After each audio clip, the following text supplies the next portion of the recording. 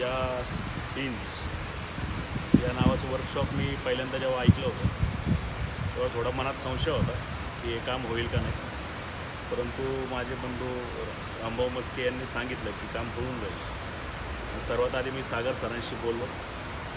सागर सरांना जेव्हा मी पहिल्यांदा भेटलो त्यावेळेसच मी त्यांच्या पुरा प्रेमात पडलो होतो. प्रेमात म्हणजे त्यांचं कामाचं योगदान म्हणा किंवा त्यांचं सोशल वर्क म्हणा, याच्यामध्ये मी समजून गेलो की हा व्यक्ती काहीतरी करू शकेल.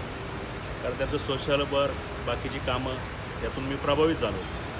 मी ठरवलं की मी माझी गाडी इथेच देणार. त्यांनी मला सांगितलं की ही गाडी ज्यावेळेस तुम्ही घेऊन जासाल त्यावेळेस तुम्ही नक्की माझ्याबद्दल बोला, आत्ता बोलू नका.